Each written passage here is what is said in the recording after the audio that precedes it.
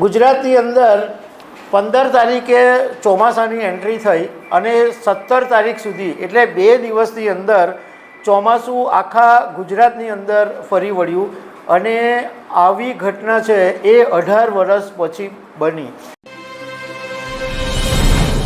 વરસાદે તો આ વખતે બહુ ભારે કરી।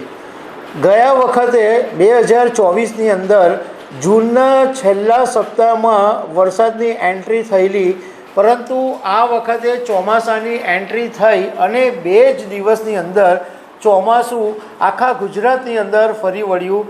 અને તમને જાણીને નવાઈ લાગશે કે 18 વર્ષ પછી આવું બન્યું કે 2 જ દિવસની અંદર ચોમાસું આખા ગુજરાતની અંદર સર કરી ગયું। તો આના વિશે તમારી સાથે વાત કરીશ। મારું નામ રાજેશ શાહ છે અને તમે જોઈ રહ્યા છો ગુજરાતના સૌથી મોટા ડિજિટલ ન્યૂઝ પ્લેટફોર્મ ખબર છે.com। સામાન્ય રીતે જે ચોમાસાની એન્ટ્રી છે એ કેરળથી શરૂ થાય અને 1 જૂને કેરળમાં વરસાદ પડે અને એ પછી 14-15 જૂનની આજુબાજુ ગુજરાતમાં દક્ષિણ ગુજરાતથી ચોમાસું પ્રવેશે। એ વર્ષોથી એવી સિસ્ટમ છે, પરંતુ આ વખતે કેરળની અંદર 1 સપ્તાહ પહેલાં ચોમાસું આવી ગયું। ગુજરાતની અંદર 15 તારીખે ચોમાસાની એન્ટ્રી થઈ અને 17 તારીખ સુધી એટલે 2 દિવસની અંદર ચોમાસું આખા ગુજરાતની અંદર ફરી વળ્યું અને આવી ઘટના છે એ 18 વર્ષ પછી બની। આ પહેલાં 2007ની અંદર આવું બનેલું। 2007માં 24 જૂને વરસાદની એન્ટ્રી થયેલી અને 26 જૂન સુધીમાં આખા ગુજરાતની અંદર વરસાદ પડી ગયો હતો।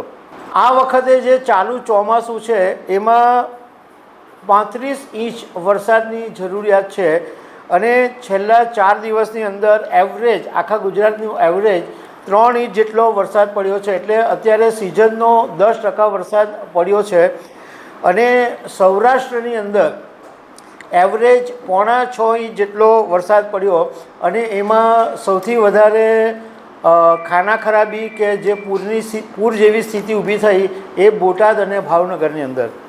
બોટાદની અને ભાવનગરની અંદર 15 નદીઓ ઓવરફ્લો થઈ ગઈ અને 4 તળાવો જે છે એ ઓવરફ્લો થઈ ગયા અને 24 જેટલા ડેમ છે એને એલર્ટ ઉપર રાખવામાં આવ્યા છે। હવે આ ગુજરાતમાં જે વરસાદ પડ્યો એમાં 11 જિલ્લાની અંદર એવી હાલત થઈ કે 202 માર્ગ રસ્તાઓ છે એ વાહન વ્યવહાર માટે ચાલી નહીં શકે એવી સ્થિતિમાં આવી ગયા છે। હવે ગુજરાતના હવામાન વિભાગે 19 અને 20 તારીખે જે આગાહી કરી છે એમાં એવું કીધું છે કે 19મીએ 51% વરસાદ પડી શકે અને 20મી તારીખે 75% વરસાદ પડવાની સંભાવના છે। પરંતુ આજે એટલે કે 19 તારીખે આજથી વરસાદનું જે જોર છે એ થોડુંક ઘટશે। હવામાન વિભાગે 19 તારીખે એટલે આજે ગીર સોમનાથ, અમરેલી, ભાવનગર, ભરૂચ, નર્મદા, સુરત, તાપી, નવસારી, ડાંગ, વલસાડ આટલા જિલ્લામાં હળવાથી મધ્યમ વરસાદ પડવાની આગાહી કરેલી છે અને આવતીકાલે 20 તારીખે તાપી, નવસારી, ડાંગ, વલસાડની અંદર હળવાથી મધ્યમ વરસાદની આગાહી કરવામાં આવી છે। તો દર્શક મિત્રો, આવી અનેક વાતો સાથે અમે તમને મળતા રહીશું। Thank you very much.